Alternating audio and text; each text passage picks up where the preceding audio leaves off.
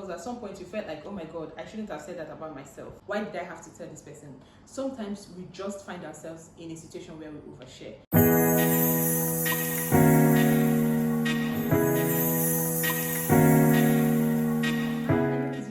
Everyone calls me Vee. Welcome back to my channel. Here I talk about everything womanhood, self-growth, and I share a bit of my lifestyle. So please stick around if this is something you want to be a part of.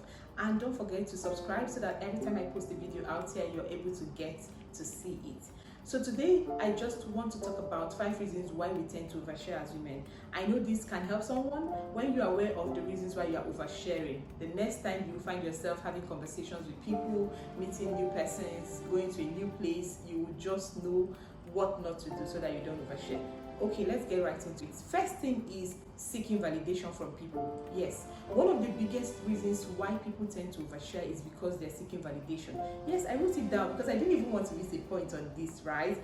And sometimes you're seeking for people's approval. You want them to affirm something you have done. You want them to reassure you, oh, you know what, this is the right thing to do, or just for them to approve about, approve for something that you have done. Seeking validation is one of the reasons why people tend to overshare. You want people to know what you have done so that they can say well done, or they can say, oh, you're doing well, so that they can say, you know what, that girl, she's got it together, whatever reasons. But yes, validation, you want people to validate you. That is one of the reasons why we tend to overshare. The second reason why people tend to overshare is because we're looking for a connection, right? Women like to bond, yeah, and that's why. So it's very easy for us to make friends. It's very easy for us to we like to bond. Naturally, women like to bond. So sometimes when you come into a new place, right, when you come into a new space, you think that the only way for you to start bonding with people is to start telling them things about you. You think that the only way for you to get to know people, go with the flow, just bond with people, there is for you to start sharing. Tell them about yourself, tell them what you do. And there's a difference between networking and oversharing. Don't get me wrong. When you go to new places, of course, you're going to talk to people about yourself. You're going to talk to them about what you do. That's not oversharing. But when you're giving certain details of your life that you're not supposed to give, very personal details, things that after you have shared it with the person, you start to wonder, did I really talk about this with this person? Maybe somebody you've met. Even sometimes, oversharing doesn't have to be with only people you have just met recently. Sometimes you also overshare with people that have been in our life for a long time. It could be your friend. You could still be oversharing with your friend, right? So the second reason why we tend to overshare sometimes is because we want to connect. That's how we talk when the girl is meet. When the moms hang out, we are sharing, we are talking. So wanting to connect with people, wanting to bond, wanting to create a relationship bond is the second reason why we sometimes tend to overshare. And the third reason why you tend to overshare is because you have not created personal boundaries, right? So there are things in your life that you should not be talking to anyone about. Right? There could be something like intimacy, something about finances, right? Something's about personal things in your life. It could be your marriage. There just has to be a boundary. For you have to create what the boundary is. What is it that you can't talk to people about? Random people, friends, certain kind of friends are in your inner court. There are friends that are in your outer space, right? The things that you're supposed to tell the friends that are your inner court, you have no business telling the friends that are your outer space. So first thing is to create boundaries for yourself. When it comes to my health, what can't I share? So maybe if it's someone who is experiencing certain fertility challenges, right? There are some people that no matter how much they ask you, babe, what's going on now? When are we seeing a baby? When are we seeing a child? Blah, blah, blah, and all of that. No matter how much they ask you, because they are not friends that are your inner court, you can't tell them things about your health, right? You create that boundaries. So when that person start asking you questions, when people start asking you questions, it doesn't have to be just about infertility. It can be anything, but when it comes to your health, you draw the boundaries, draw the lines. What can I tell to this person? What can't I tell to this other person? So when you know what that boundary is, it helps guide your conversations with people. You know that, who am I talking to? I'm talking to friend A. Friend A cannot know about these things. And it doesn't mean that you're trying to be very secretive. It just means you're trying to manage the information that you put out about yourself, right? So create boundaries, whether it has to do with your health, whether it has to do with your finances, has to do with intimacy, your relationship, your marriage, if you're in a dating phase, whatever it has to be. Whether it has to be also, so there are certain things you can't tell people about your job, right? Certain people, again, you must define who needs to know what. So that is how you set boundaries. Define who needs to know what. And then when you have clearly defined who needs to know what, you know that this person, this is where you belong and this is what you get to know. And this other person, this is what you can know. So that's the third thing, create boundaries. The fourth reason why we tend to overshare is because we have social anxiety, or you are nervous and anxious. Yes, social anxiety. Some people deal with social anxiety. I think at a point in my life, I dealt with social anxiety. And here's what happens if you are at any point in your life where you start to deal with social anxiety. When you meet people, you feel that maybe they are people you're meeting for the first time, right?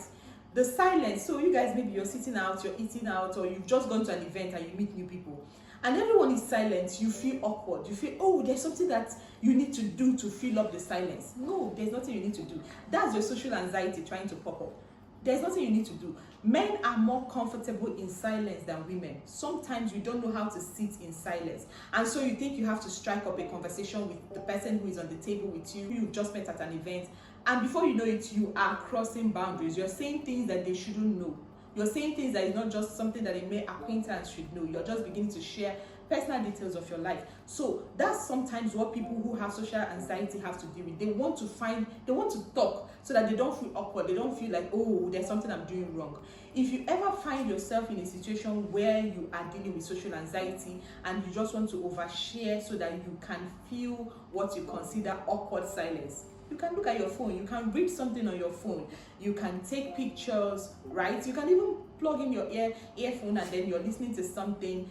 That way you don't feel that there is a silence that you have to feel. There are other people on the table, right? You don't have to be the one to talk. You don't have to. And even if you have to say something, because if you have previously created boundaries for yourself, you know what can be said and what cannot be said to certain people, then you can go ahead to speak. But I assure you, if you have social anxiety, the tendency is that you will cross that boundary. So don't even say anything. Say what needs to be said, hi, hellos, introductions, and just keep to yourself. You don't have to be the one to feel you don't have to be the one who feels the silence in the room. You can just hi, hello, greet people, meet people, and just stay on yourself. It's fine, girl, it's fine. Don't let your anxiety get the better part of you, where you start to think, oh, I have to tell them something about myself, oh, I have to share about myself. You don't have to. You don't have to tell them anything about yourself. And it's fine, nobody is judging you, because when you are experiencing social anxiety, you start to feel like, oh, they will think I'm awkward. Oh, I'm not saying anything. Other people are not saying anything, and everybody's fine with that, right? If you experience social anxiety, and then knowing how to manage social anxiety is one way that you can prevent yourself from oversharing.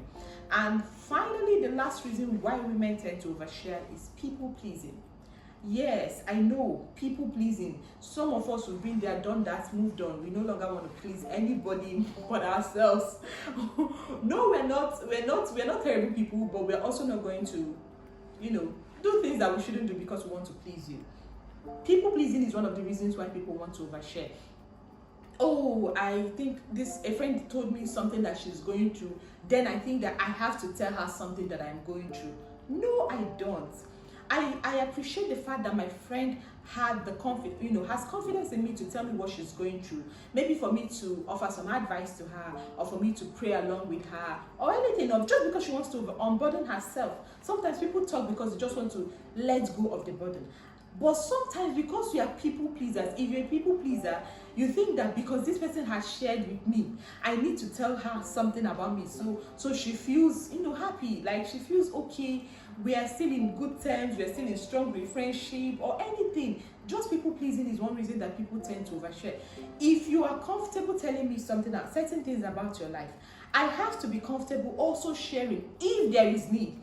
If there is need, you don't have to feel awkward. You don't have to feel that, let me also tell her things about myself because she has told me. No, it's fine. Offer your advice to her, offer your contributions to whatever your friend has said, and let it end. Except you really want to share, or you really have something to share. Don't start talking because you want to please someone.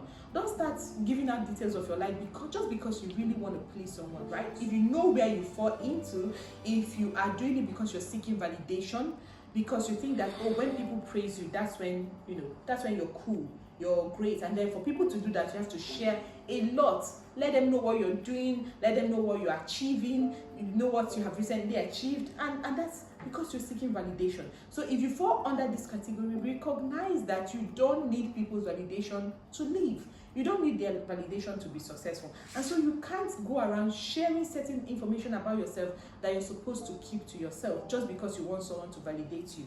The other thing is because, of course, maybe you're dealing with social anxiety, and if you're dealing with that, one of the ways that you can handle that so that you're not oversharing is you can find something to do. It can be something to do with on your phone. It can be listening to music when you're in open spaces, when you're at social events. It can also be going with a friend. That way you are not so anxious and, you know, about meeting new people that you think you have to say so many things about yourself. So if you fall under that category of people who experience social anxiety, being able to understand that this is what you face, this is something that you experience, and knowing how to manage it will help you protect certain information about yourself that you're not supposed to be sharing. So the other thing is about people pleasers is one of the reasons that you also overshare. We also talked about looking for connection, trying to bond. This is another reason why people tend to overshare. And then finally is because people have not set boundaries for themselves. So if you haven't set boundaries for what people should know and what they shouldn't know about you, you find out that you're spilling a lot of things. Girl, you spill a lot of tea that nobody has to know about, right? So these are some of the things that you should take note of, and it helps when you know where you fall under and you know what to do to make sure that you're not oversharing. Thank you guys for watching, and I will see you in my next video. If you haven't subscribed at this point, please do wait to subscribe, like, and it helps the channel when you do that. When next I post, you're able to get a notification if you turn on the notification button. Bye.